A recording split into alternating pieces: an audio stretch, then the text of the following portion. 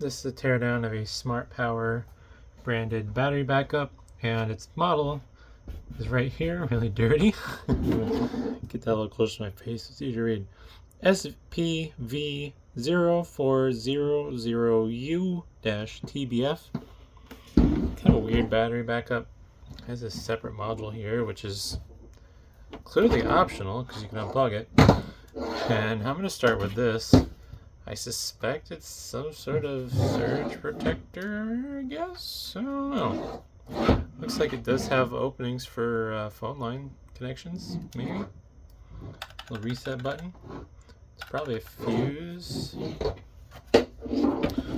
But I'm going to open it up and find out. I don't know if there's a... Oh, there's a model number on this. It's really long and annoying. My camera would focus. UTBF07 SG-120-UPS. Yeah, I don't know. We're just gonna whip this baby open real quick. See what horrors it contains, or it could just be really interesting. Oh wow, it's actually really interesting. What do we got going on here? Got a coil here.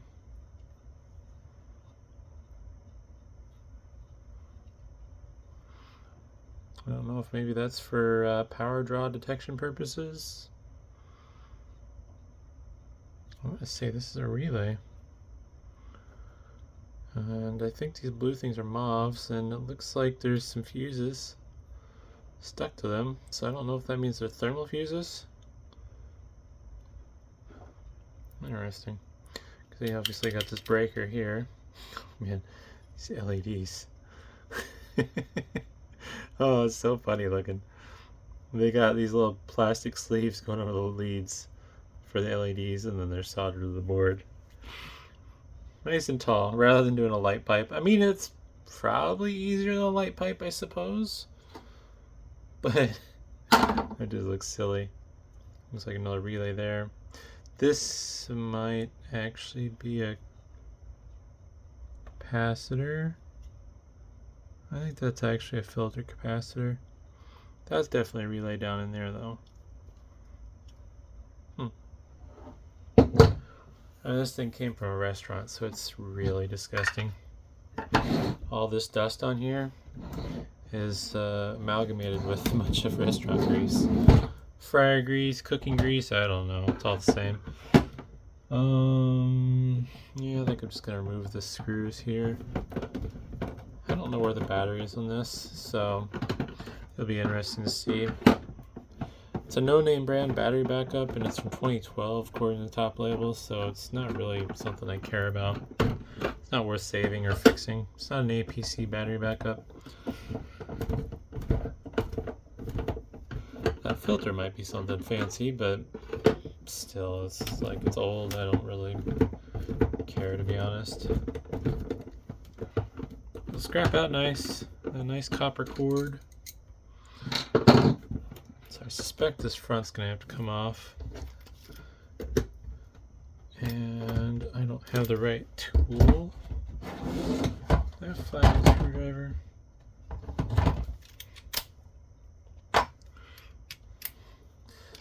Not how the drill's meant to be used, not meant to be a pry bar, but crunch.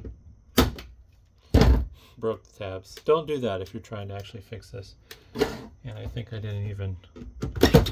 There we go. I think this plastic might have gotten brittle too from the feel of it. That shouldn't have snapped quite that easily. Well, there's not much material there. And it's not looking very likely that this was designed with any kind of serviceability. Oh yeah.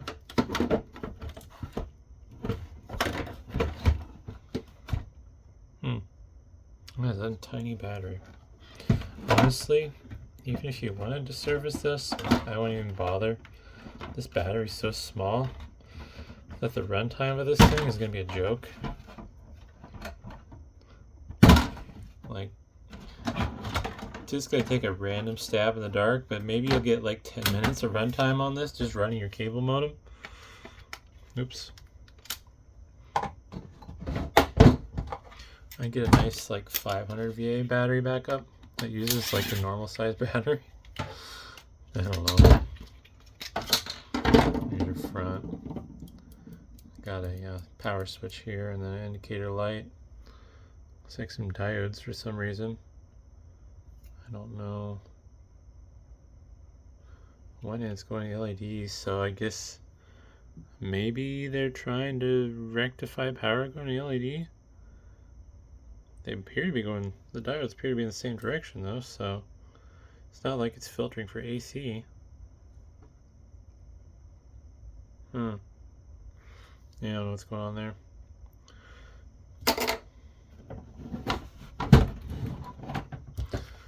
Just gonna take this out here.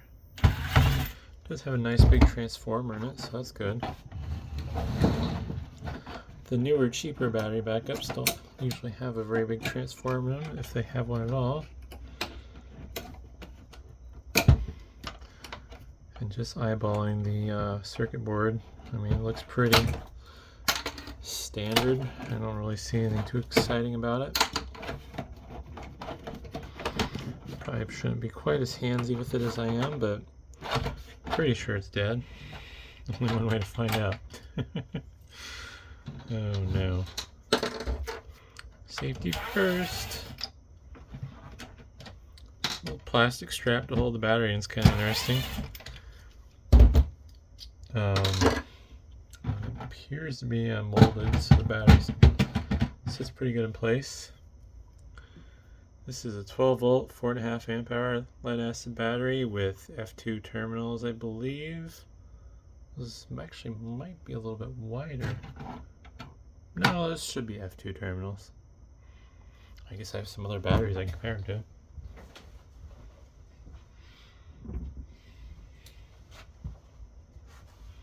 I need to send these off to recycling. Duracell batteries that died in my battery backup. Yeah, they're F2. It just looks weird for some reason.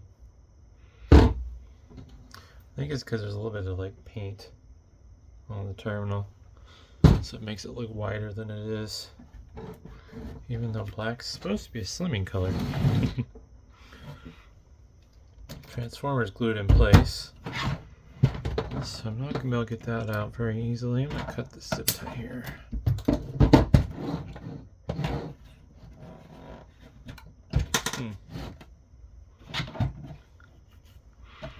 Just trying to figure out how to get this board free. Try not to touch anything shocking. Should be dead.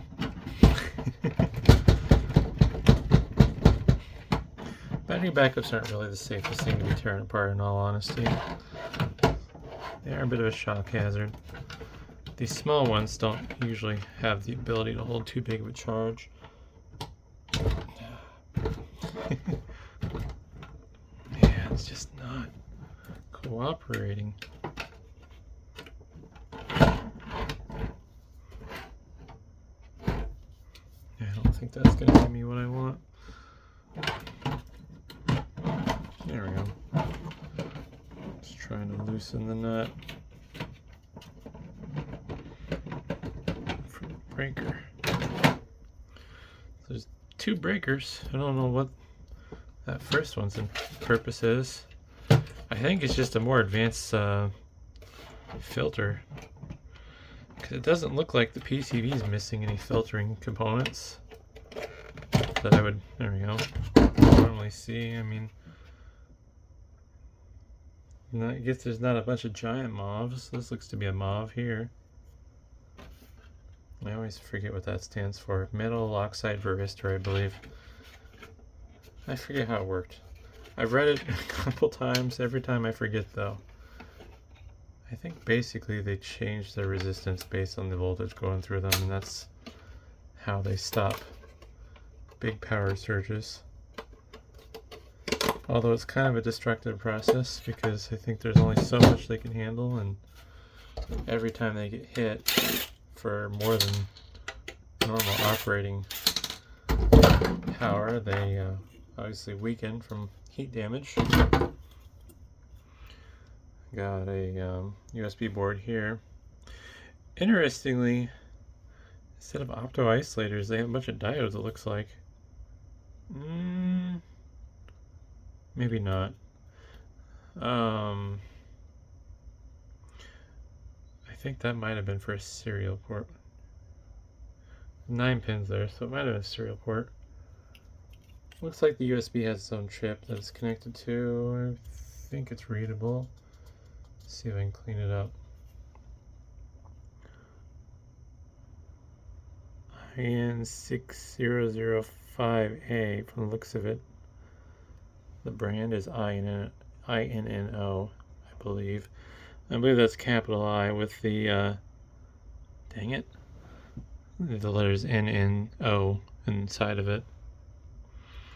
Bunch of transistors and stuff, looks like. So this transformer's hot glued in. I don't feel like beating it out on my table.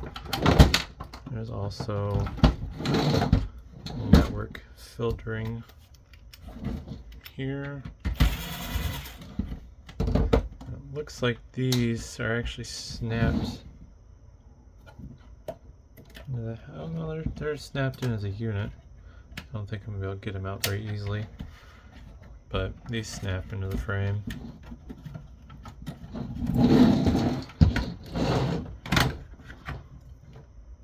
This network surge protection board looks pretty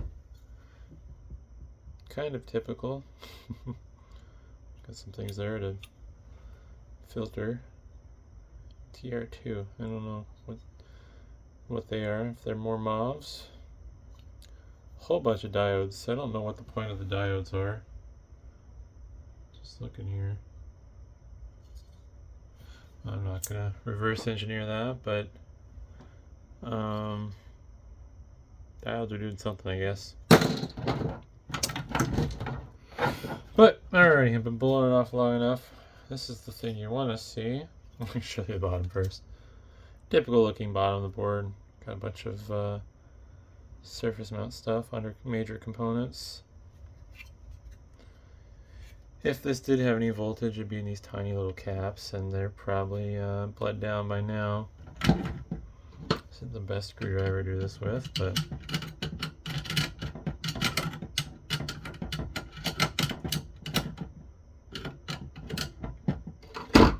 yeah, I'm pretty certain they're bled down.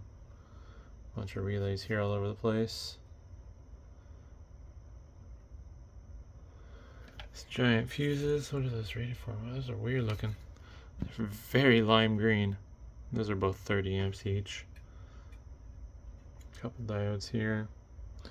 I'm not sure what, I guess, all is doing. So these big wires were plugged into these terminals. So these presumably transistors here, or MOSFETs, are doing all the switching for converting the DC into AC. 85T03GP. Appears to be 4 of them there.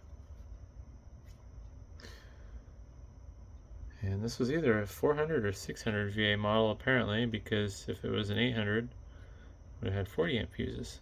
At least I'm assuming those were the VA rate. Well, I guess, yeah, it says right there, I'm dumb. VA in that row. And then fuse 1, fuse 2, what the ratings should be. It's weird that they'd put that on the PCB, but I'm guessing it really doesn't cost them anything to put that little bit of silkscreen on there.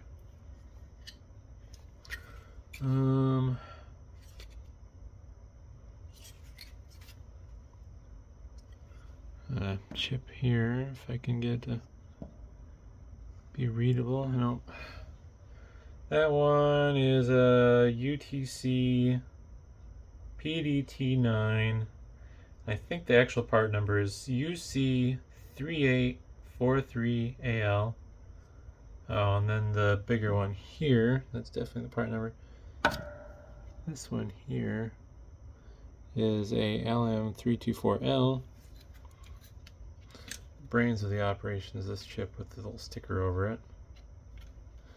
I would guess it's probably something proprietary, and I can't get the sticker off anyways, so I'm not motivated enough. This video's gone a lot longer than it probably could have.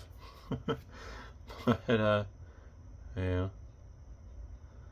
I think I'm gonna call it there, though. It's everything, whoops, interesting enough, I guess. But hopefully you enjoyed that. Thanks for watching.